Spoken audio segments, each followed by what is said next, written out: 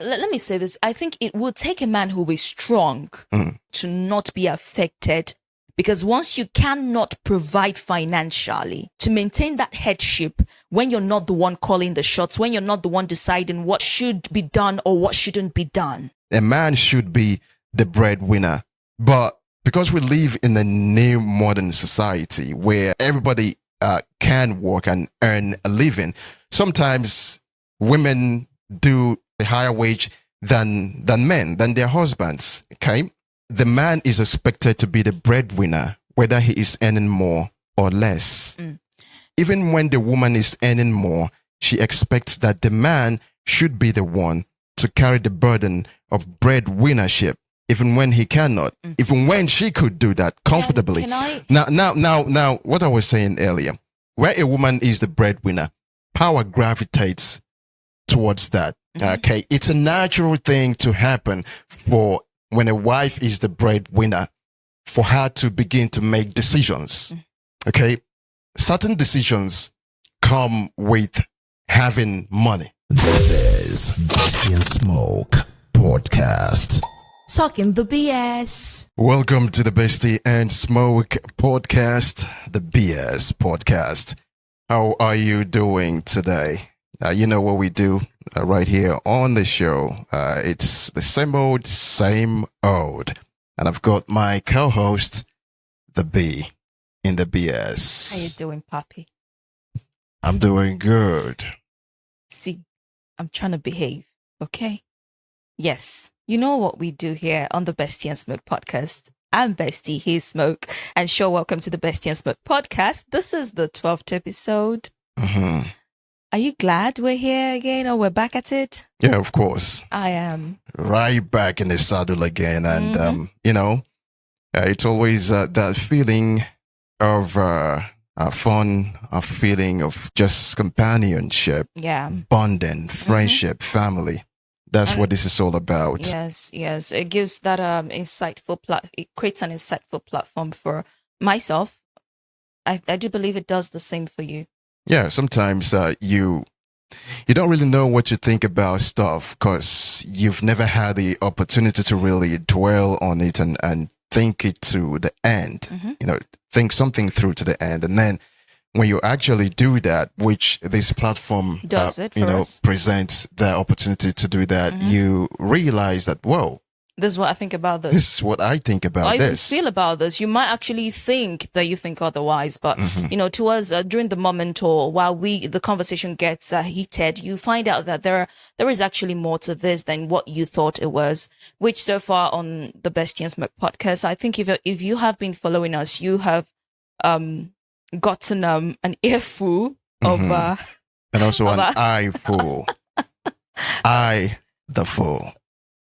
Well, I've always played the fool here, and I'm talking about Okay, now it's too early for this. I say it's too early for this because you're already trying to, make it out. I'm the Jezebel. I'm the one who's always trying to, paint you the bad guy. I didn't say that. You are nevertheless.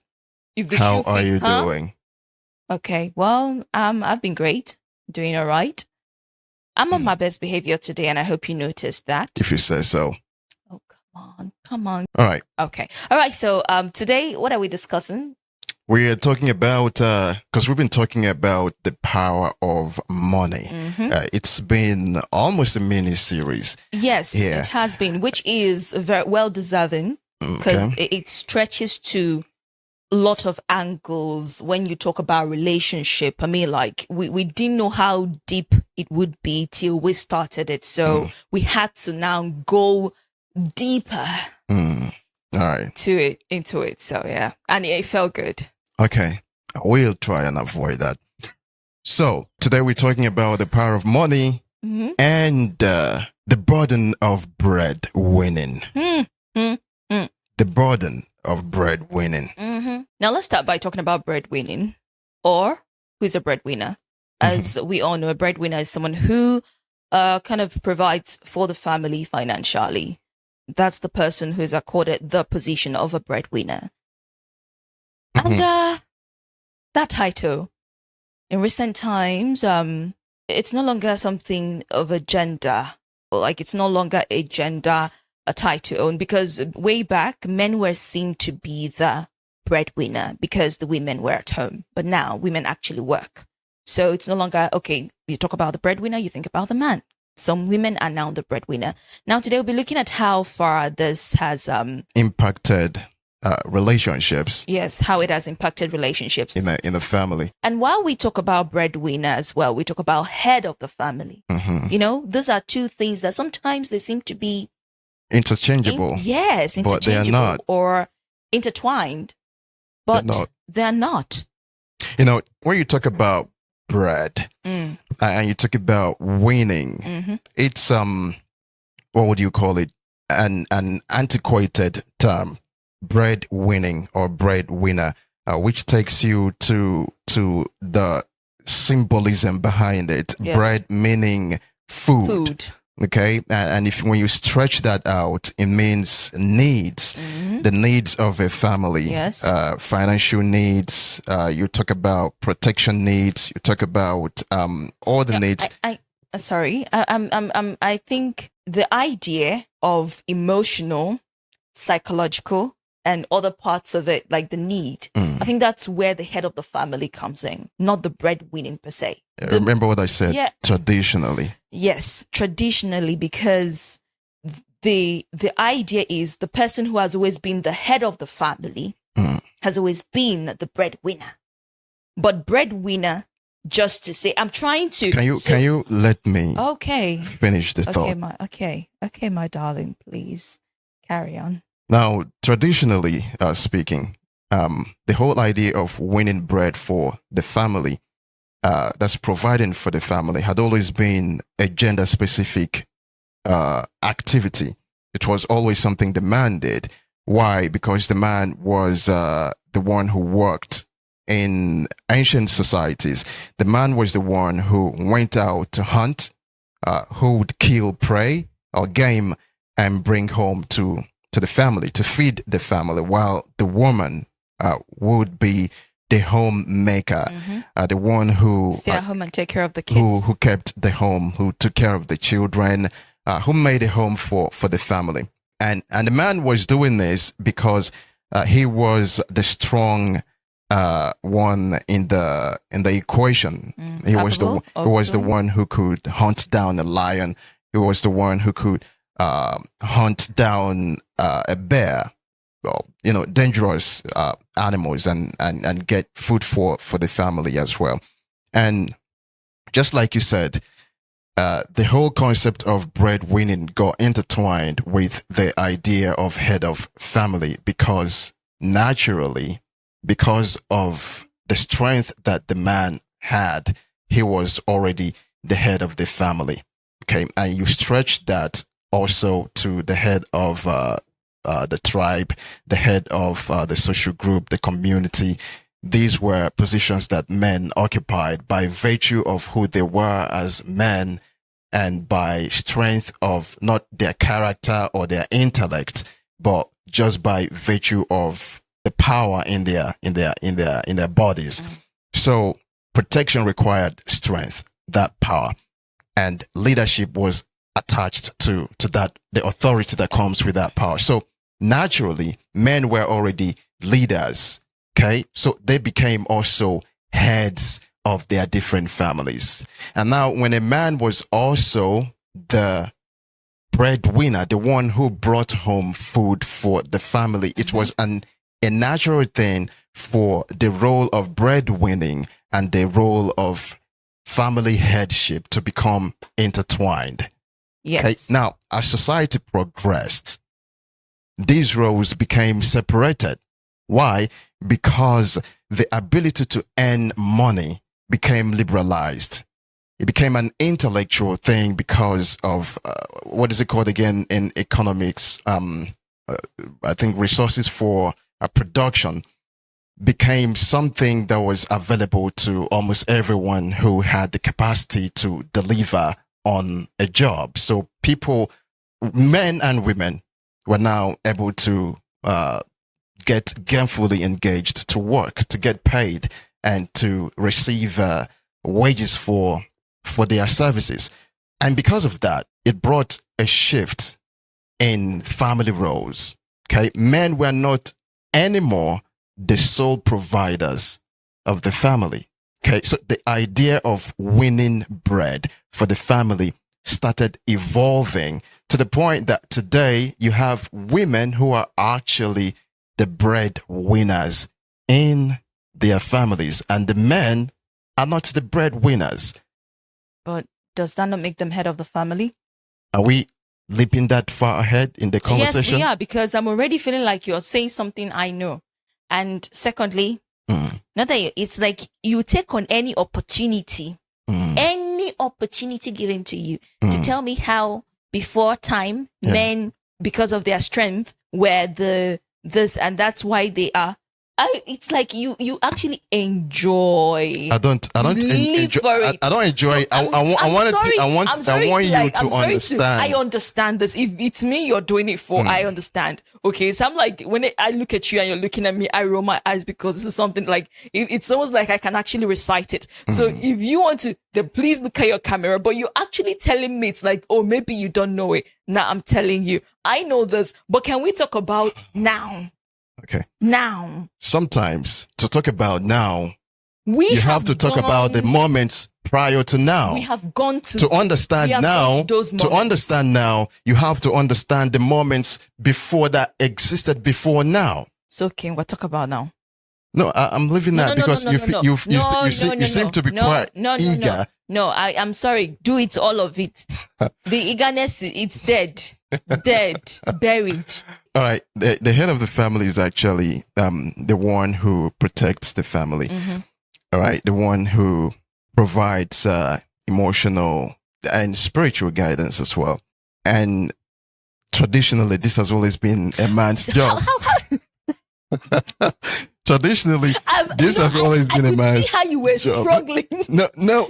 I like to create a foundation. It was a struggle. You can't exist in thin air. It was a struggle. Okay, it was a struggle. But seriously, let's really get to it. So what do you think the head of the family is? Exactly what you said. So why is it a problem that I said it? I just said I wanted to bet on you.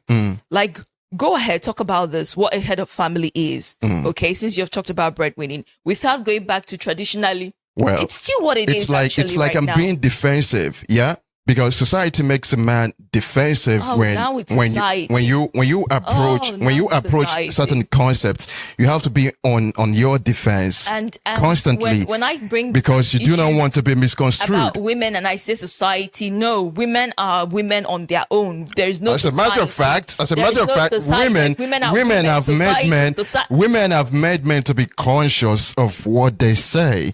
So you have to be on the defense all the time. So you don't rub somebody off the wrong way. You don't say something that someone might feel like is an insensitive thing to say. So you're always looking for a reason, right? Try to back things up with facts. So it's not just your opinion that might hurt them, because facts can hurt you. And if facts hurt you, then it's your own doing, not facts doing. I hear you. This is Besty and Smoke podcast.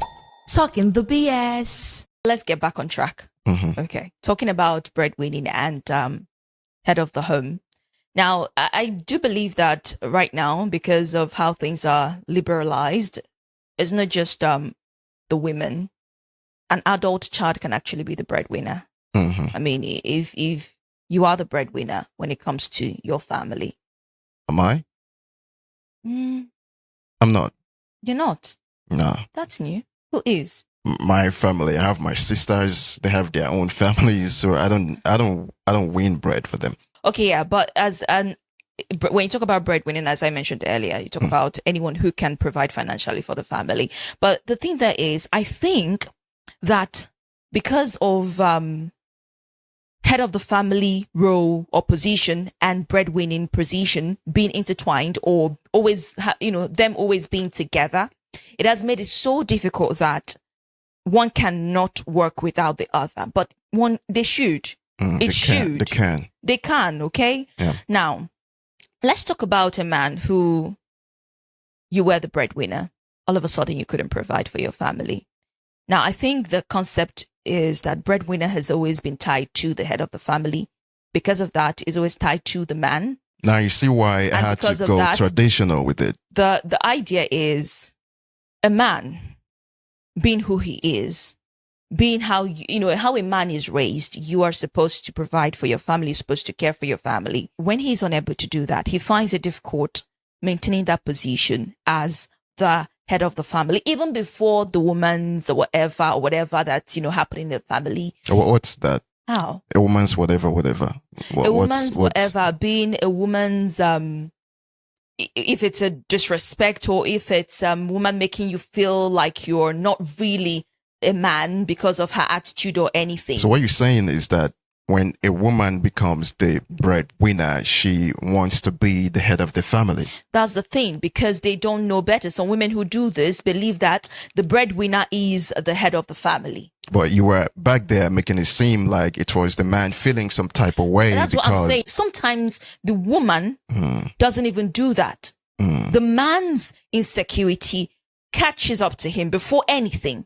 Even if there's no woman involved, or in a meeting of men where it's just you and your brothers and they have more than you do, you tend to feel, or a man would feel like he's inadequate. Inadequate.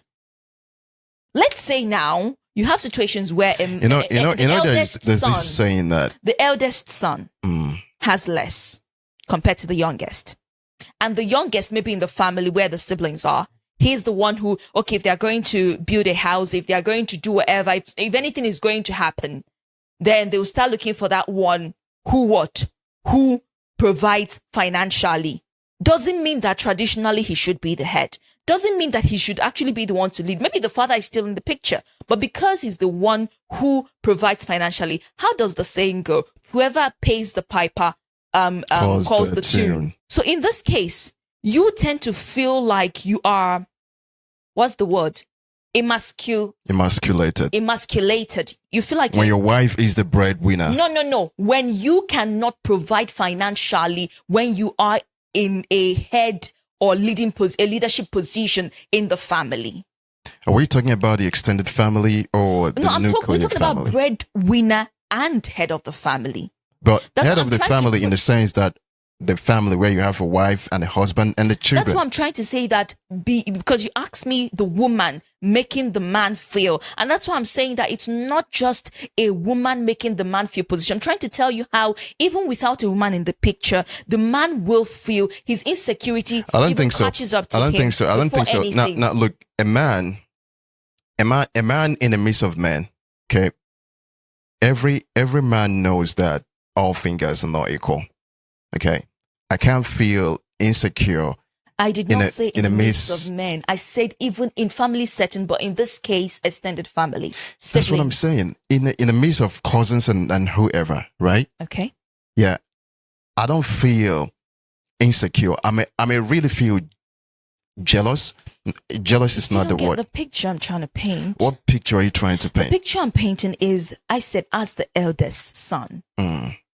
You are viewed as the one who should lead the family. Okay. The one who should be the head of the family. But in a situation where you find that person not able to provide financially, he's overthrown. Is he providing for the family? The head of the family, okay, in an extended family, doesn't have to provide for anyone. You only provide for your family. Are we still talking about Igbo, like in Igbo land or in Let's take my family for instance. Okay. See. I'm sorry to say this, but your family, you guys are woke. Okay. It's a compliment. Let's go to the nuclear family. Okay. Okay. Now, we're talking about head of family versus breadwinner. Okay. Now, sometimes because of the attachment that exists between, or the connection that exists between head of family and breadwinning, people tend to assume that the breadwinner is automatically the head of the family. And like you mentioned, even a child in a family who provides, who has the means to, we have liberalized ways for making money right now. Wealth acquisition, so to speak, has become liberal. I mean, it has nothing to do with age. Has nothing to do with age. Has nothing to do with education. Has everything to do with how smart you are. Sometimes not even how smart you are. Yeah. When I say smart, I mean your ability to use gadgets, ability to manipulate devices, the internet, and I'm not talking about Yahoo. Okay, no. Now, some people, young people, engage in the stock market. Okay. Even forex. Okay, these are liberal markets where you can just invest, and if you apply technology to it as well, you might be able to get some windfalls. And also the Bitcoin era. Yeah. Where you have young people who are now Bitcoin kings and Bitcoin lords and all of that. Yeah. Cryptocurrency, coin mining, and things of that nature actually liberalized, sort of like closed the gap, that between age certain abilities, and wealth. Yeah, are put in money making and wealth creation. So now wealth creation is no longer about your age, your education. No, it doesn't have much to do with those anymore. So now you have a young person, okay, who's exposed, able to provide because they've created wealth for themselves. And they probably live or they have a family that's not too well to do, or prior to them becoming wealthy, okay, the family wasn't really that well to do. So now this young person is able to change the fortunes of the family, moves the family to from the ghetto to a highbrow I get it. location, changes their lives. Everybody's living. But no one looks at him as the breadwinner. No, looking good now. Now he is young, still should be under the protection, okay, of the family and control of the parents. But because money stops nonsense, right? That's what they say. Yes. And because we do worship money, right? You see the parents kind of like giving in and relinquishing some of their power and authority to this young lad. Why? Because he has the ability to stop nonsense. Because he's now the one who pays the piper. Yeah, he's now the one who calls the shots. So he's the shot caller, and he's the one who says what happens, what goes. So if he makes the decision to take the family from the ghetto to a highbrow area, changes everybody's lives, and makes things beautiful. So we are living off of you. Yeah. So he comes home sometimes pissed off, and everybody's trying to watch sheep and play to his tune, be on his good side. Yes. So that I don't want to rattle him up. Of the family, your dad, when he comes back, definitely. When he comes back pissed off, you don't want to like get him all rattled up. You want to be on his good side. That's right. I get that. Imagine he builds a house for his father and his mom. Okay, really some awesome mansion for them. Buys a car for his mom. Buys one for his dad. Lavishes money on everyone. Any decision that's being made, they'll consult him. Look at what we want to do. What do you think? Now, whether he actually, some people will exploit that decision, that position, okay, to now become the head of the family, the Lord and Master for the family. They'll impose decisions on their parents. Okay, they might even move them out without consulting them. And because we feel like this is a good thing happening, nobody questions the action. I mean, you should let me know. Sometimes you have some really difficult parents who will tell you that this is my homestead. This is where my traditional, whatever position is. I can't live here. I'm not going to go anywhere. Right. And don't you dare try to build anything. Go and find your own land and do that. Some fathers are crazy like that. Yes, come on. That disgruntled like that. And such fathers will not give an inch. Yes. In terms of relinquishing their head of family position. Yeah. And they will say as long as they live and breathe. Yeah. You will bow to me. Yes. Right? But most fathers, because money stops, I don't want to keep saying nonsense because this is essentially not nonsense. Yeah. But because we love money and we worship money. We give up things for money.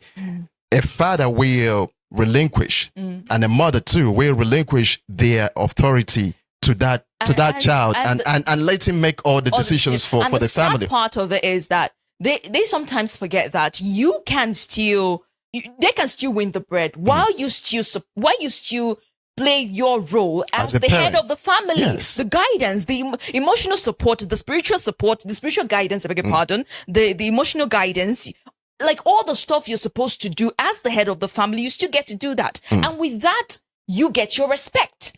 You know, people like to suck up to money. Yeah, I do remember there was this man, he's late right now. Sorry, a quick story. He when he was alive, the kids knew him as a no-nonsense man. Like, the kids were begging him to help him renovate the house. This man said no. That doing that will mean they will tell him when they can go and come. There you go. He did not want that. There you go. Every time they were in the midst of their friends and their friends come looking for them because they hang with this cool, they're adults. The cool crowd. I'm telling you, they're adults like 30 something, but they take them outside their home because they don't want their father to step in. That's like questioning Mother everybody. Lover chased one of them out one day with a machete. I'm not lying. So there you go. So whenever their father was mentioned, sounds a whole lot like my father. You know? So I was like, don't mess with that man. And the same respect they accorded the father, even though it came with a bit of fear, their friends accorded the same respect to the man. Yeah. So it was like that time, I was like, why was that man making life a bit difficult for his kids? Yeah. But as I grew, I realized he knew what he was doing. And you know something, right? Sometimes I want to dwell on a child breadwinner on a child breadwinner, because venturing towards a wife breadwinner, we always brew argument. You see how we are agreeing?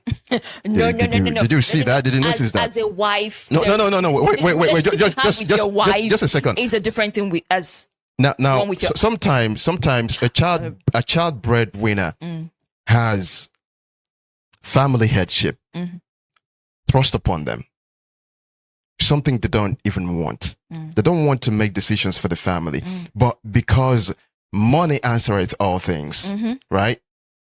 It's imposed. It's imposed on them. It gravitates to them because they have money. Even when parents should make that decision, they still consult and make it seem like they're shots to court. That's to call. Shots to call. Yeah.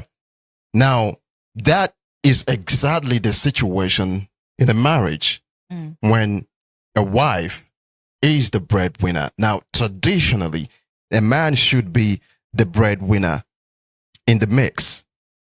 Should be. Okay? But because we live in a new modern society where means of production, that's what I was looking for earlier, means of production have become liberalized, okay? Education has made that possible. People now, everybody can work and earn a living. Sometimes women do so at a better wage or at a higher wage than men, than their husbands, okay? And because of that, I don't want to venture into the part where the man is expected to be the breadwinner, whether he is earning more or less.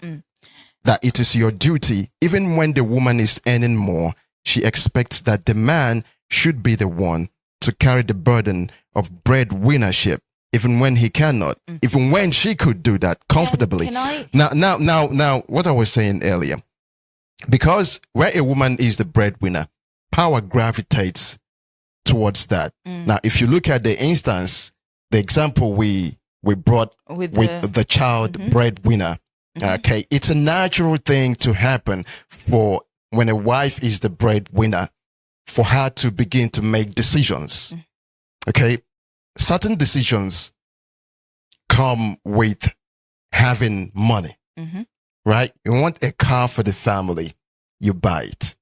You feel like the family TV in the living room needs upgrade. Yeah, you do it. You change it. Yeah. Now, you feel like you guys need a bigger refrigerator in the kitchen, you do it. Now, the first time you did that, right, the man may not feel like, it's a natural thing, but with accumulation of these decisions. Okay, maybe the woman didn't even think anything of it. Okay, she's somewhere and she sees an opportunity to Help have the family. yeah, like a better life. yeah, this is like a giveaway price, and she jumps on it without consulting you first. But you feel like this is disrespect to your headship, right? So there's that confusion. Yeah. And sometimes when a woman keeps making these decisions at the beginning, unconsciously, but somewhere, somehow, she begins to now do it naturally. All right. It comes to her naturally yeah, to go ahead and to make these make decisions, and, split of the second decisions, spur of the moment decisions that will begin to make the man feel and like might not be aiming to. yeah, might not, the man but feel less. because this is now a natural thing for her to do. Yeah, let me say this. I think it will take a man who is strong. And when I say strong, I mean strong to not be affected in whatever way. Because once you cannot provide financially to maintain that headship, when you're not the one calling the shots, when you're not the one deciding what should be done or what shouldn't be done. Let's say as a man, if you go out and you buy a refrigerator for the house. She's not going to question you. Yeah, she'll actually be glad why you did this. That kind of stuff. But if the woman does it without consulting him, there is this, why didn't you talk to me about it? Now, sometimes for the man, it might not be because that's not a good thing, or consult me as I want you to tell me everything, but because the man feels like I am not bringing. So what you're bringing, we need to manage. Or you are trying to rub it in my face. Yes, that I you am can't not, afford. I can't afford that for you. And secondly, I think when we talked about a child being the breadwinner and the woman, and this is also part of the burden of being the breadwinner, because you have to tiptoe around the head of the family. Yeah. If the head of the family is not the breadwinner, yes. And sometimes you have to avoid having that role imposed on you, whether it's the child breadwinner or the wife breadwinner. For the wife breadwinner, there's this psychological atmosphere where you have to tiptoe. Yes. Okay, there are two ways this happens. Yes. Right? You have to tiptoe around the husband in order not to bruise his ego. And the other side is where the woman becomes completely a changed person and begins to lord. Like she's calling the shots. And this is how it happens most of the time. The woman becomes obnoxious towards the husband. Let me point out something. I think while you were talking, or while we were talking about the child being the breadwinner, I feel like to some extent for men, it's easier for them to give in if all of a sudden, maybe towards their later years, where their children or whatever becomes their child becomes the breadwinner. It's easier for them to give in because we have that tradition where I'm done raising you. It's now your time to look after me. So it's easier for them to just make the decision. Yeah. Compared to the wife who is your partner, who is actually the woman you paid her bride price, like she should be under you. Now she's doing something not above you, but something you should be the one doing. So I think it's not just about the woman psychologically, but the man. The way it affects the man. Traditionally. And also society. When society gets wind of it, they ridicule the man as well. Because when they hear, and sometimes your crucify the woman. Yes. Thank you. When they hear, okay, your child got a car for you. Hey, your kids are doing well. Yeah. But when they hear your wife got a car for you, you're a handpicked husband. The one that's kept. House husband. Yeah, the one that's kept. Yes. Instead of you keeping your wife, you're a kept man. So that's it. So I think, in a way, there are so many things. We're still caught up on the way things should be than looking at the way things are. And also, the point we're not looking at here is also the burden of breadwinnership on the man as a traditional role assigned by society. The man must die winning bread for the family. Whether he can do it or he cannot do it, whether he has the capacity to do it or not. And because society expects, in fact, insists that he does it, by all means, you see the woman being able to do it, but not wanting to do it. There's something you said one time Yes, I on the did. I did. platform where a woman said that she would not pay her kids' school fees. Yeah. She had the money, but she wasn't going to do it because it wasn't her responsibility to pay his kids' school fees. This is someone I know. Yeah. This is someone I that day I looked at her differently because it's not just society. This is, you should consider yourself this man's partner. And you see him struggling. You see him finding it difficult to provide for, not just for himself, but for you guys, kids. And you still are stuck with that ideology that it should be his responsibility. I was highly disappointed. There's something we hear often. A woman's money is her money. And then the man's money. No. That's why I say my money is my money. Yeah. While your money is our money. Is our money. For reals? I mean, that puts a cap on it right there. Basically, what we are talking about here is that the man is the head of the family. Traditionally. And even in a patriarchy. Even right now, for me, I should be the head of the family and the woman should be the neck of the family. Right? Wait, sorry. Let's take this back. You said, even right now, you should be. Yes. Instead of you are the head of the family. Is something happening in your home? That's what I'm saying in terms of perception. Okay. I should be the head of the family. No, you are the head of the family. So in my family, I should be the head of the family while my wife should be the neck. That's my neck that rotates my head so I can see to internalize information and think, right? And she actually carries me. So what that means is that the woman influences the man. And that influence is so powerful that it translates to the woman actually making decisions for the family while the man takes credit for it. So in terms of winning bread or providing the needs of the family, it's something that both the man and the woman should do if they have the ability. If a woman has the ability to provide more, she can do that.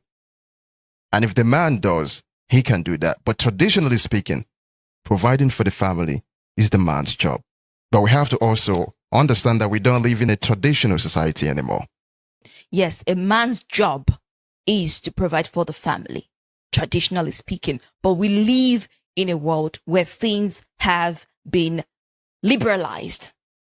So come on, whichever weight you can pull in the family to make, to keep things going, pull it. Yeah, pull it. And don't make a fuss out of it. Whether you're the man or the woman, don't make a fuss out of it. Just do it. All right. So thank you very much for hanging with us today. One more time on the Besty and Smoke podcast. Don't forget to follow us on our different channels. We are always happy to have you right here. We're going to be here again on the next one. Yes, and if you see or know anyone who might find this podcast interesting, please share, okay? Subscribe, invite people, the more the merrier. That's right. Till the next time, we'll be here again. Ciao! This is Besty and Smoke podcast. Talking the BS.